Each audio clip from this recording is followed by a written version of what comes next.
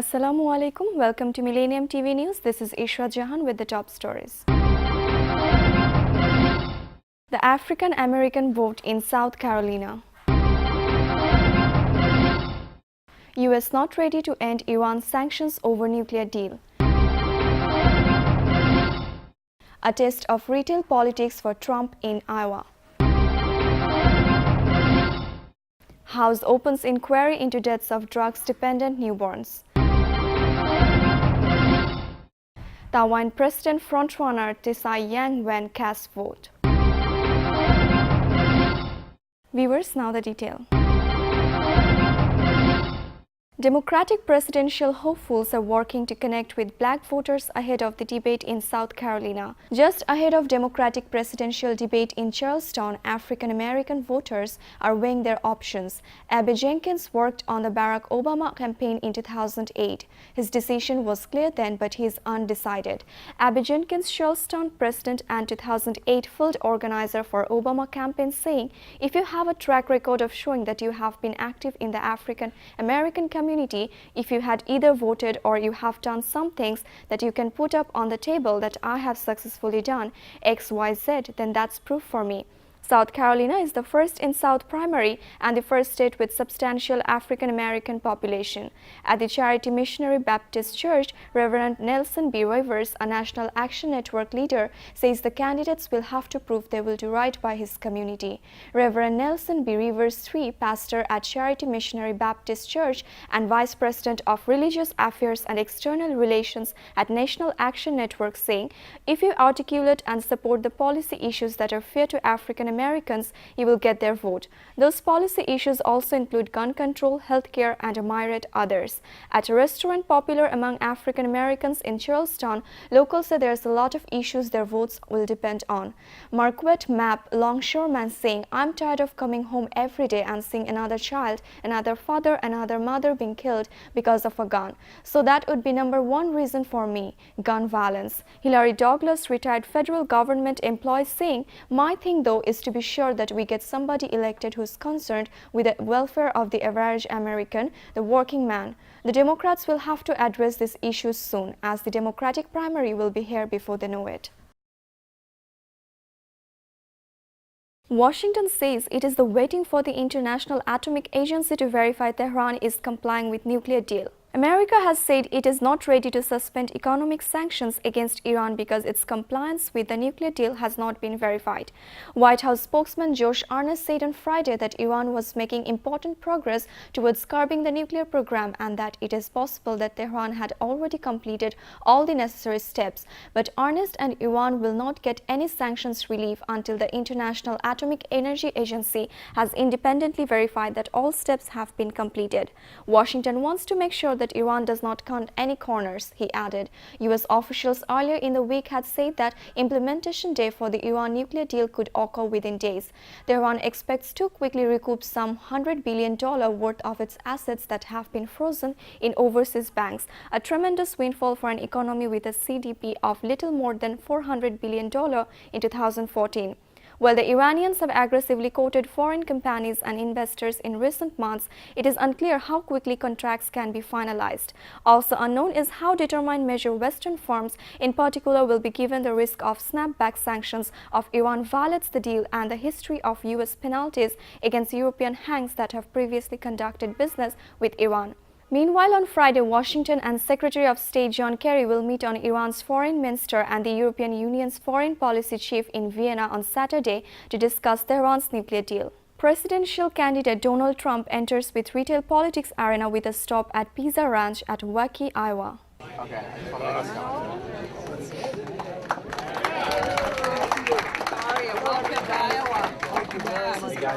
Everybody's got we're not going to forget. Everybody watched last night? Yeah! Great job. Great job. I don't want to interrupt anything. Republican presidential candidate Donald Trump enters the retail politics arena with a stop at Pizza Ranch in Oki, Iowa. Trump told the crowd, "We have got to win, otherwise we will all have wasted our time."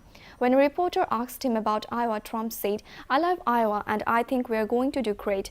When a reporter asked whether Senator Ted Cruz could beat Trump in Iowa, the crowd cheered no. Trump narrowly trails U.S. Senator Ted Cruz of Texas in recent opinion polls in Iowa. Everybody, so we have to get out. We got to win. We're going to win. We're going to win. Otherwise, you know what? Otherwise, we've all wasted our time, and the country's going to go bing, bing, bing slowly. Not good. So we got to win. Have a good time, everybody. And I'll be back a lot. I'll be back a lot. How do you all think Mr. Trump did last night? Excellent. I thought it was great. Fantastic.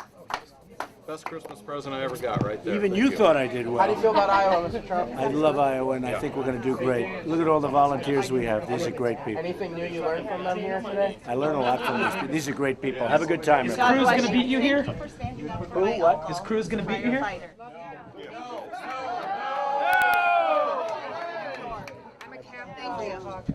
The chairman of a U.S. House committee that oversees child abuse issues opened an inquiry Friday into whether the federal government is failing to enforce a law meant to protect thousands of babies born dependent on drugs each year. The inquiry launched by Representative John Claney on Minnesota comes in response to a Reuters investigation last month that identified 110 examples of children who were exposed to opioids while in the womb and later died preventable deaths after leaving the hospital. No more than 9 states comply with a 2003 law that calls on hospitals to alert social workers whenever a baby is born dependent on drugs, the news agency found. Since the law was enacted, the number of newborns diagnosed with neonatal abstinence syndrome has skyrocketed from 4,991 cases in 2003 to 27,315 in 2013. Federal data show a media analysis found that thousands of drug-dependent newborns are sent home each year without a referral to social service agencies, contrary to the intent of the federal law. Taiwan presidential frontrunner Tsai Ing-wen cast her ballots in Saturday's presidential and parliamentary elections. Tsai Ing-wen, leader of Taiwan's opposition Democratic Progressive Party, cast her votes in the presidential and parliamentary elections on Saturday. Tsai looks set to be elected as Taiwan's first woman's president who could usher into a new round of uncertainty with China, the massive neighbor that claims the self-ruled island as its sacred territory. The 59-year-old is expected to thrust into one of Asia's toughest and most dangerous jobs, with China pointing hundreds of missiles at the island decades after losing nationalists fled from Mao Zedong's communists to Taiwan in the Chinese Civil War. She will have to balance the superpower interest of China, also Taiwan's largest trading partner, and the United States with those of her freewheeling democratic home. Tsai risks antagonizing China if she attempts to forcefully assert Taiwan's sovereignty and reverses 8 years of warming China ties under incumbent China-friendly President Ma Ying-jeou of nationalists, who ruled all of China until the retreat of Taiwan in 1949. The election comes at a tricky time for Taiwan's export-dependent economy, which entered recession in the third quarter last year. China is also Taiwan's top trading partner and Taiwan's favorite investment destination. Support for the DPP has swelled since 2014, when hundreds of students occupied Taiwan's parliament for weeks in protest against trade pacts negotiated with China in the largest display of anti-China sentiment the island has seen in years. Tsai has the tide of history against her. Ma and predecessors, including firebrand Liu Tenghui and convicted opposition DPP President Chen Shui-bian, had all failed to bring about a lasting reconciliation with China, which considers Taiwan a rogue province to be taken by force if necessary.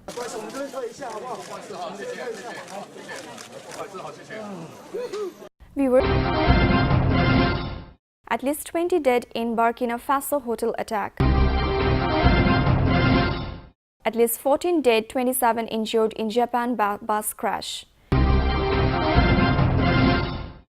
Harrowing moments of Jakarta attack caught on video. Jokowi tours blast sites say things are back to normal. Chemical container that restricts Brazil's Santos port. Viewers, let's move to the next news. Security forces launched an assault to recapture a hotel and hostages seized in an attack by Islamic militants in Burkina Faso, which left 20 dead. At least 20 people are dead in an ongoing hostage situation at a hotel, Ouagadougou, the capital city of Burkina Faso in West Africa. Islamist gunmen stormed the splendid hotel, which is frequented by Westerners, on Friday evening. Militants from Al-Qaeda in Islamic Maghreb are claiming responsibility for the attack. Government officials said security forces launched an assault early on Saturday to rescue the hostages and retake the building. The director of the city's university hospital said they were treating 15 people, some with bullet wounds. One patient said the attackers appear to target white people. This is the first time Islamist militants have carried out an assault in the capital of Burkina Faso.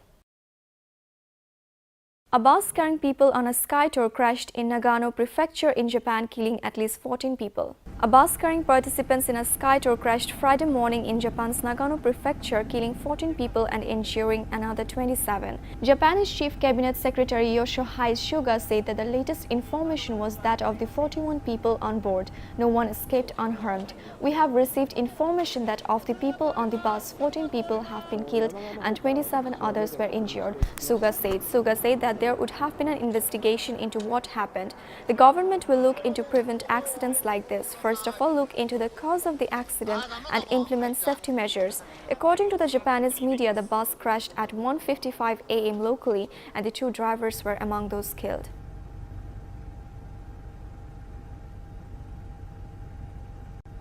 Amateur video obtained by media shows militants shooting at civilians and security forces during Thursday's attack in Jakarta, Indonesia. Amateur video showing moments during the siege that happened in downtown Jakarta on Thursday. Just 7 people were killed in Thursday's late morning siege near a busy shopping district despite multiple blasts and a gunfight, and 5 of the dead were the attackers themselves. Nevertheless, it was the first time the radical group had targeted the country with the world's largest Muslim population, and the brazenness of the attack suggested a new brand of militancy in a country more used to low-level strikes on police. In the amateur video obtained by media, gunmen were seen shooting at men lying on the ground. The identity of the 2 men were unknown.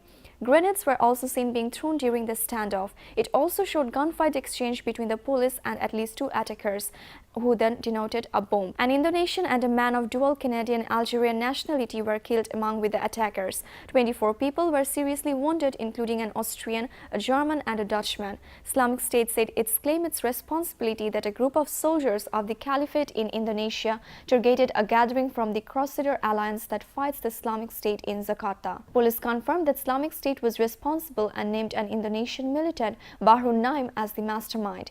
They believe Naim leads a militant network known as Katiba Nusantara and pulling streaks from Raqqa, Islamic State's de facto capital in Syria. Indonesia has seen attacks by Islamist militants before, but a coordinated assault by a team of suicide bombers and gunmen is unprecedented and has echoes of the siege in Mumbai 7 years ago and in Paris last November. Oh, udah mati udah. Ah, pada baru udah kelar kalau maju semua. Indonesian President Joko Widodo toured blast sites and stressed a return to normalcy as police arrested 3 in overnight raid. Indonesian President Joko Widodo toured businesses and met with those affected by the deadly Islamic State attacks in Jakarta. 7 people were killed, including 5 of the militants, including Thursday's bomb blasts and shootouts at multiple locations. Jokowi stressed a return to normalcy. I have seen and spoken to people in the mall and in the food stalls, he said. They said they were scared yesterday, but now everything is back to normal, so that's important. The attacks were the first by the militant group in Indonesia, which said it wants to establish an Asian bridgehead for its court caliphate. During a news conference, police said they found an IS flag at the crime scene during a midnight raid. Local media reported that 3 people had been arrested in the raid, although there was no indication that the men were linked to Thursday's attack. Experts agree that there is a growing threat from radicalized Muslims inspired by Islamic State, some of whom may have fought with the group in Syria. However, they say that the low death toll on Thursday pointed to the involvement of poorly trained local militants with crude weapons. Guarulhos mayor urges residents to stay inside with windows closed after chemical containers catch on fire in Santos port. Up to a dozen containers carrying chemicals caught fire at a terminal at Brazil's largest port of Santos on Thursday, restricting ship movement. Representatives of the Port Authority CODEP said. The fire at the container terminal operated by logistics company Local Frio in Guarulhos on the eastern side of Santos started around 3 p.m. Brasilia time and continued into the evening, sending plumes of smoke across the shipping channel at the commodity exporting port.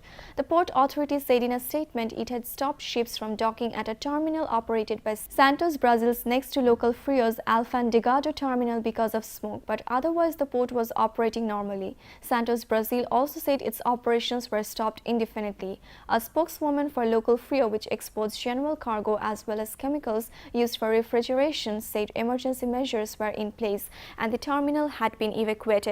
She said the containers held chemical compounds dichlorocyanuric acid, not ammonium as local media initially reported. Still, local Mayor Maria Antonieta de Barreto, speaking on media, urged residents to stay inside with their windows closed until more was known about the gases unleashed. Representatives at TEAG and TEG bulk sugar and grain terminals in Guarulhos said leading continued, as local television showed firefighters wearing gas masks tackling flames that erupted when chemicals mixed with rain. Supporters at a Donald Trump rally in Florida were treated to special dance performance before the Republican candidate took the stage. Republican presidential candidate Donald Trump held a rally in Pensacola, Florida on Wednesday. Before the rally, Trump was introduced by a young dance trio called the USA Freedom Kids, who sang the presidential Donald Trump song.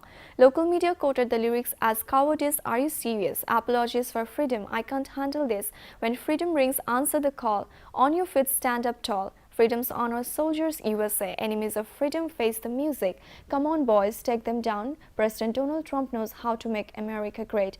Do from strength or get crushed every time. Over here USA, over here USA. Freedom and liberty everywhere. Oh, can you say, see? It's not so easy, but we have to stand up tall and answer freedom call. USA, USA, we are on land of the free and the home of the brave. USA, the stars and stripes are flying. Let's celebrate our freedom. Inspire proudly freedom to the world. Amplitude, American pride. It's attitude, it's who we are. Stand up tall. We are the red, white and blue. Fiercely free, that's who. Our colors don't run. No theory. Over here USA, over here USA, freedom and liberty everywhere. Also, can you see, it's not so easy, but we all have to stand up tall and answer freedom's call. Over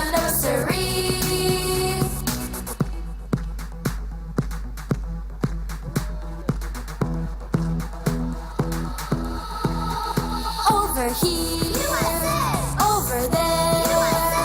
Freedom and liberty everywhere. USA! Oh, say can you see it's not so easy, but we have to stand up tall and answer freedom's call.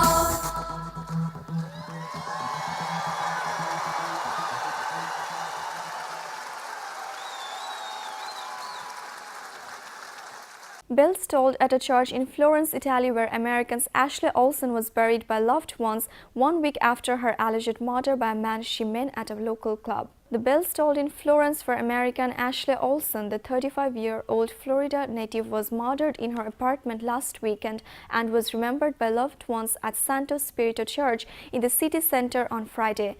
Among the first to arrive on her funeral service, Olsen's boyfriend Federico Florentini, questioned by police the night her body was found, but not a suspect. This is the man police have arrested for her murder. They say he's illegal immigrant from Senegal called Diochek Tidiane. Police said the two met at a local nightclub. They say they had consensual sex in the home under the influence of alcohol and possibly drugs before he killed her. They say Olsen was strangled, but that an autopsy showed she also had 2 skull fractures that would have been fatal.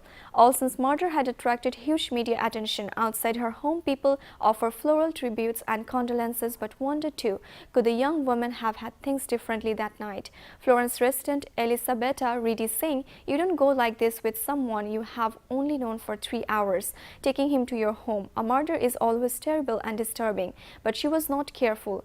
American resident in Florence, Parin Blank, saying, "This is very unusual for Florence. The lessons here is that we have to make very smart decisions. The traditional Italian custom is to clap to show respect for the dead and the living. who now have to mourn a life cut short and laid to rest a young American woman in the European city she had come to call home.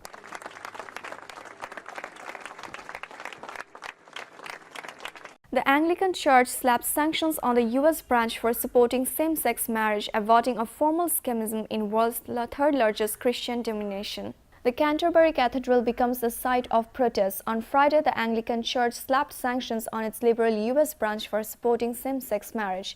The move may have averted a formal schism in the world's third largest Christian denomination, but the Archbishop in Canterbury, Justin Welby, says it was a necessary decision. Archbishop of Canterbury, Justin Welby, saying, "It is for me a constant source of deep sadness that people are persecuted for their sexuality, and I was very pleased that we agreed to work together. I don't agree with everyone around the communion. They certainly don't agree with me on a number of things, but it is clear in Christian teaching throughout history that it is not for us to divide the body of Christ. It is not for us to divide the church, which is called by the Bible the body of Christ. And Anglican communion has been in crisis since 2003 because of arguments over sexuality and gender between liberal churches in the West and their conservative counterparts. After 4 days of closed-door talks, the church ruled that the liberal U.S. Episcopal Church would be barred for 3 years from taking part in decision-making on doctrine or governance.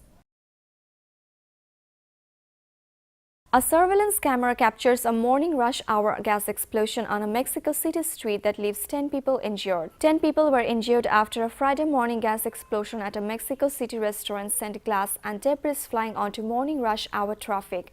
Authorities say the explosion caught by the security camera was caused by a gas leak. Firefighters later determined the building had suffered no structural damage. About half of the victims were burnt while others were injured by flying glass and debris. 2 of the victims are reported to be in delicate condition. 1 person has died and 5 others are in a serious condition after taking part in a French drug trial in an experimental painkiller. 1 person has been left brain dead and 5 others are in serious condition after taking part in a clinical trial in France on an experimental painkiller made by Portuguese drug company Bril, the French Health Ministry said on Friday. The medicine involved works by targeting the body's pain-controlling endocannabinoid system, which is also responsible for the human response in cannabis. The ministry said the 6 volunteers in Rennes in western France had been in good health until taking the oral medication at a private facility that specializes in carrying out clinical trials. The brain-dead volunteer was admitted to hospital in Rennes on Monday. Other patients went in on Wednesday and Thursday. An accident of exceptional gravity happened during a clinical trial in Phase 1 in Rennes. 6 people have been hospitalized in this university hospital since last Sunday. They're all men aged between 28 and 49. At the moment I'm speaking to you, the doctors advise that 1 of them is brain dead, Health Minister Marisol Touraine told a news conference. In total, 90 people have been taken part in the trial, taking some doses of the drug. She said, adding that others took a placebo. All trials on the drug have been suspended and all volunteers who have taken part in the trial are being called back. The families are devastated. We'll make sure they're given the answers, particularly as at the moment I'm talking to you. I'm not aware of any comparable case. What happened is unprecedented and requires the greatest possible vigilance in the coming investigations, she said. Cases of early-stage clinical trials going badly wrong are rare, but not unheard of. In 2006, 6 healthy volunteers given an experimental drug in London ended up in intensive care. 1 was described as looking like the Elephant Man after his head ballooned. Another lost his fingertips and toes. In the initial Phase 1 stage of clinical testing, a drug is given to the healthy volunteers to see how it is handled by the body and what is the right dose to give to patients. Medicines then go to the larger Phase 2 and Phase 3 trials to access their effectiveness and safety before they are finally approved for sale. Ils vont être engagés.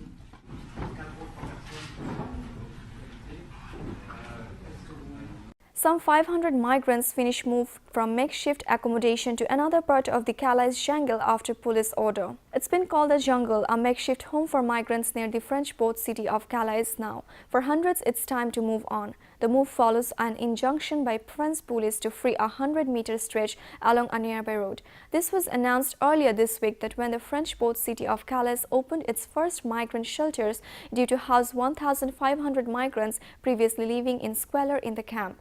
26-year-old Irish volunteer Neil saying, "Today we were told that French police wanted to basically evict a section of the camp, but 200 meters of this, and I don't know how many tents and shelters, but hundreds. So I don't know what kind of tactic this is, but today we have to move all of the tents and shelters." On the wall under the bridge near the entrance to the jungle is a piece by British artist Banksy. It shows Apple Steve Jobs with a bag on his shoulders, as if he too wants to move to a more promising place. Former British Army from Major Tim Peake becomes the first astronaut representing Britain to carry out a spacewalk. Tim Peake becoming the first astronaut representing Britain to carry out a spacewalk when he left the International Space Station on Friday, generating huge interest back in the homeland. Good luck to Astro Tim Peake on today's spacewalk. The country will be watching you make history, Prime Minister David Cameron wrote on Twitter. Peake 43, a former army major, blasted off in the ISS as part of a 6-month mission for the European Space Agency in December, becoming the first Briton in space since Helen Sharman traveled on a Soviet spacecraft for 8 days in 1991 and the first to do so under a British flag.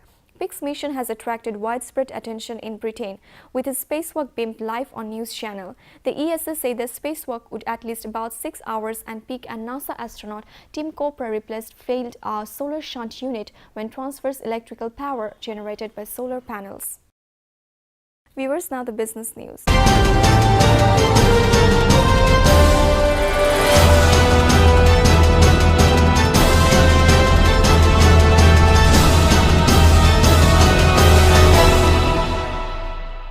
US equities got hammered in Friday's session, joining a global sell-off as investors worry about China and oil prices. Another punishing session for stocks in the final trading day of the week, the S&P hitting its lowest level since August. For the week, it was a bloodbath for the major US indexes. Behind the selling worries about China's weakening economy and falling crude prices, oil took a dive, falling below $30 a barrel. O-Shares ETF's chairman Kevin O'Leary saying, "Every correction has its own personality. This one is P/E compression. We were so optimistic last year that nothing could go wrong. Anyway, that we made the market get extended on a historical basis in terms of price."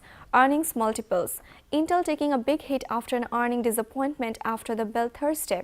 Bank earnings were mixed. Citigroup's quarterly sales and profit beat forecasts. However, Wells Fargo topped the mist. Both closed sharply lower. Walmart is pulling the plug on its smallest store format, Walmart Express. It is a first step in an expected major restructuring for the world's biggest retailer. New data on the US economy pointing to softer growth. Retail sales and industrial production both fell in December. In Europe, stocks followed China's lead with red arrows across the board. Chinese economy's poor health raises alarm, with Asian markets sinking as price of oil slides to new 12-year low. Oil prices have fallen below $30 a barrel, a new 12-year low amid renewed concerns of slow growth in China, the world's second-largest economy. The oil price had briefly fallen below $30 previously on Tuesday. On Friday, U.S. crude futures were 5.45% lower at $29.50 per barrel, while on March Brent contract was down 4.4% at $29.52 a barrel. Global markets sank on Friday after China's Shanghai Stock Index dropped to its lowest level in more than 1 year. The Shanghai Composite Index finished at 2,900.97, down 3.6%, its lowest close since December 8, 2014. China's agential Xinhua News Agency reported that banks' new yuan loans during the last month fell compared with a year earlier, in a sign that momentum for the credit that fuels economic growth was slowing. Hong Kong's benchmark stock index closed at its lowest level in nearly 3.5 years on Friday. Media reporters reporting from Hong Kong said the bears are predicting that it could not fact still fall further. Our correspondent added that China GDP figures for the last quarter of 2015 are likely to show a slowdown. The big question is out for authorities is, will they allow that slowing process a soft landing or a hard one? On evidence from the past couple of weeks, things are starting to feel very bumpy right now. Viewers, now the science, technology and environment news.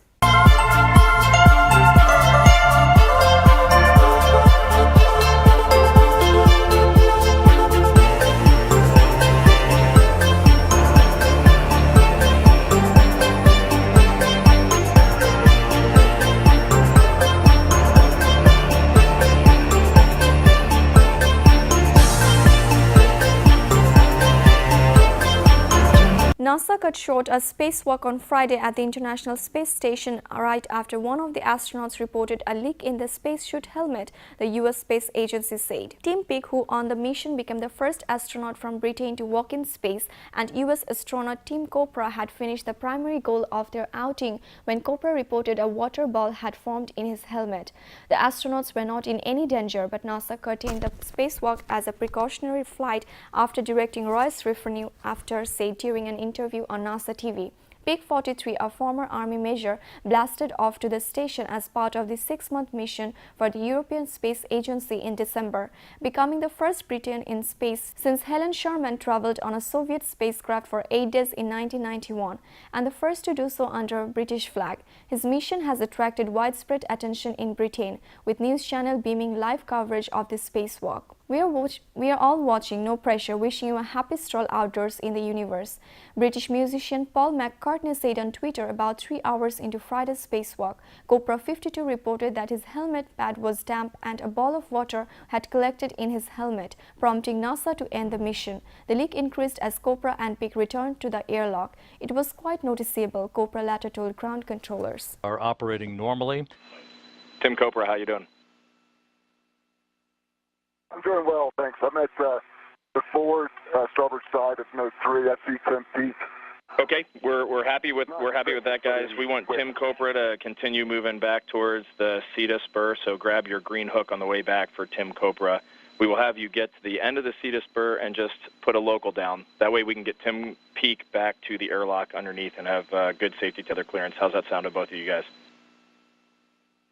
An infrared video shot by environmental groups Earthworks allegedly showed the extent of the gas leak affecting the Porter Ranch community near Los Angeles. An infrared video allegedly showed the extent of a gas leak affecting the Porter Ranch community north of Los Angeles. The video shot by environmental groups Earthworks showed what appears to be plumes of gas billowing from the hills where the gas well is located and the site of the underground methane leak. California Governor Jerry Brown on January 6 declared the natural gas leak had been sickening nearby residents for more than 2 months, an emergency, calling for alternatives to stop the ground leak if existing efforts fail. Southern California Gas Corporation, which operates the well, is trying to stop it by drilling a relief well to reach a damaged pipeline, then injecting fluids and heavy mud into it. The leak was discovered on October 23 as a well used for natural gas storage in Aliso Canyon, just outside Los Angeles Porter Ranch neighborhood, which is home to more than 30,000 people. Officials from Southern California Gas, the division of Sempra Energy, say they expect to stop the leak in late February to late March. Thousands of residents were forced to move over the holidays, with the gas company underwriting their temporary housing. The leak, which state officials have said accounted for its peak for a fourth of California's 20 million metric tons a year in greenhouse gas emissions from methane, is believed to have been caused by a broken injection well pipe several hundred feet beneath the surface of the 3,600-acre field. The governor's office said it had taken steps to coordinate the local, state and federal response to the leak. At least count was releasing more than 30,300 kilograms of methane per hour and stop it as soon as possible. Soaring temperatures in Nicaragua and other Central American countries prompt local farmers to replace coffee crops with cocoa plants. Climate change means soaring temperatures in Central America and in parts of Nicaragua known for coffee. It means a new way of doing business and a new crop. Owner of Los Angeles farm, Roger Castellon, saying people are looking for an alternative because coffee is no longer viable because of climate change. So the alternative, as I see it, is to sow cocoa. Why? Because it has the best price. It is good news for farmers across the region. Many are still recovering from a devastating coffee disease that wiped out crops over the past 3 years. And now with lower altitude areas becoming unsuitable for coffee, many growers are switching to cocoa and hoping for a sweet recovery. Michigan Governor Rick Sinder asked President Obama to declare both an emergency and an expedited measure disaster in the country where the city of Flint has been dealing with the fallout from dead contaminated drinking water. Members of the National Guard convened in Flint to help distribute bottled water and other supplies, much needed assistance for residents exposed to the city's lead contaminated drinking water. And now Michigan Governor Rick Sinder has asked President Obama to declare both an emergency and an expedited measure disaster sector in the country. Something White House Secretary Josh Earnest says it under review. White House Press Secretary Josh Earnest saying there's a formal process of FEMA for considering those kind of requests. That process is ongoing, and given the nature of the kind of requests that are made in that system, those requests are considered expeditiously. But these protesters who crowded the state capitol on Thursday say they want Governor Cinder to resign. They say that they want accountability. In 2014, the city switched its source of tap water from Detroit's system to the nearby Flint River to save money. Cash-strapped Flint was under control of a state-appointed emergency manager at the time, but the corrosive water from the Flint River leached lead from the city's pipes more than Detroit water did. Tests found elevated levels of lead in the water and in the blood of some children, and now volunteers are doing what they can to help ensure residents have access to clean, safe drinking water. WFP campaign allows app users to provide 2,000 vulnerable women and babies with vital nutrition in Syrian city of Homs. It costs just $0.50 and all it takes is a simple tap on your smartphone, yet it can have a profound impact on the lives of vulnerable Syrians facing severe hunger and malnutrition. Just 2 months after hitting its target of helping feed 20,000 Syrian refugee children for a year, the World Food Programme has launched a new mobile funding initiative aiming to help nourish women and newborns in the war-torn city of Homs. The goal is for users of the Share the Meal smartphone app to help provide 2,000 pregnant women and nursing mothers and their children up to 6 months old with a year's worth of vital nutrition. Viewers, now the entertainment news.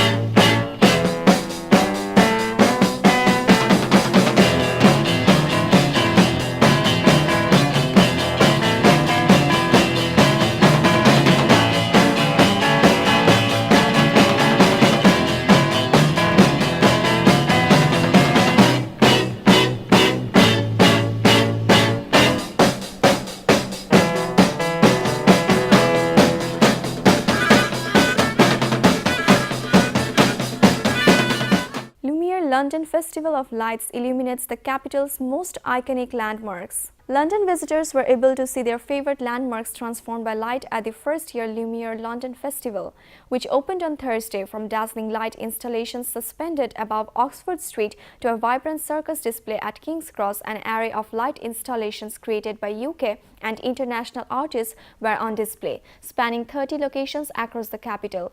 Other locations included Westminster Abbey and the BAFTA building in Piccadilly. Helen Marriage Carter of Lumiere London acknowledged that all the artists involved used various multimedia elements to turn the capital into a huge outdoor gallery. She said that artists involved worked with different technologies to create two impressive installations, including freestanding neons and fiber optics. Highlights include the Light of the Spirit, a spectacular illumination of Westminster Abbey's West Gate by French digital artist Patrice Warrender, who used a chromalithe technique to paint Westminster Abbey's West Gate in neon technicolor, swathing statues of Dr. Martin Luther King and El Salvador Bishop Oscar Romero in electrifying color. American artist Janet Echelman crafted an interactive light display with her floating, ever-changing light sculpture 1.8 London suspended above Oxford Street. Echelman explained that she created her work with the intention of it being interactive through visitors using their mobile phones to project the heat of the touch onto the surface of the light sculpture. Organized by the Artichoke Trust, the event is set to rival light festivals in Lyon, Berlin and Sydney. Lumiere London runs until January 17th. Projections, all kinds of stuff that is united in this idea of lighting up the wintry darkness, but is a real and remarkable survey through the ways in which artists can work with this incredible medium. Adelaide, James Bay and Years led the running for this year's Brits, earning 4 nominations each. Adelaide, James Bay and Years led by running for this year's BRIT Awards nominations with 4 nods each. Having stormed by the charts worldwide with her album 25, Adele is up to the British female solo artist, British Video of the Year, British Single and British Album of the Year. New on the scene last year, singer-songwriter James Bay was 2015's Critics' Choice. This year, he finds himself nominated for British Male Solo Artist, British Breakthrough Act, British Album of the Year and British Single. Electronic trio Years also new artist winning the BBC's Sound of 2015 poll last year. The nominated for British Group, British Breakthrough, British Single and British Artist Video of the Year. Singer Ollie Alexander from Years saying, "I'm just amazed, yeah, and I don't know what to say. You seem really shell-shocked. Yeah, I don't know, it's such a big deal growing up in the UK, always watching the BRITs. So we might never come again, so we best make the most of it." Following in the footsteps of Sam Smith, Ellie Goulding and Adele, this year's Critics' Choice winner is 24-year-old Jack Garrett. Singer Jack Garrett saying, "Overwhelmed and unsure and excited and terrified and every other emotions that I can possibly be feeling right now." Garrett is the first of this year's winner. The rest of the nominees will have to wait until February 24th when the BRIT Awards will be held in London. Emotion that I can possibly be feeling right now. Viewers, now the sports news.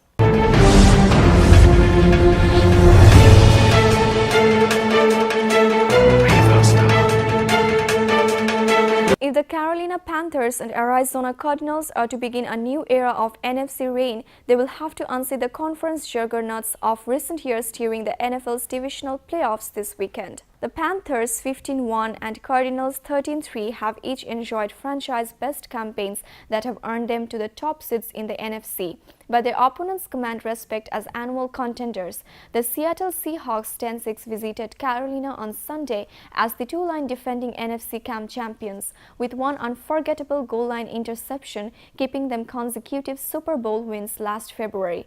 The Green Bay Packers 10-6 suffered an epic collapse in last season's NFC Championship, but have remained a perennial threat during an Aaron Rodgers-led era that produced a Super Bowl triumph for the 2010 season. For both the Panthers and Cardinals, two franchises that have yet to win a Super Bowl, the matchups provide the perfect opportunity to vanquish the old guard. Fate gives you these chances to prove yourself worthy, Panthers Pro Bowl cornerback Josh Norman told reporters. "Why would you want anything in life that's easy? Challenge yourself to be the best, and if you can be the best, beat the best." Carolina will be led by quarterback Cam Newton, who has been the best during a banner season that is expected to earn him the league's Most Valuable Player award.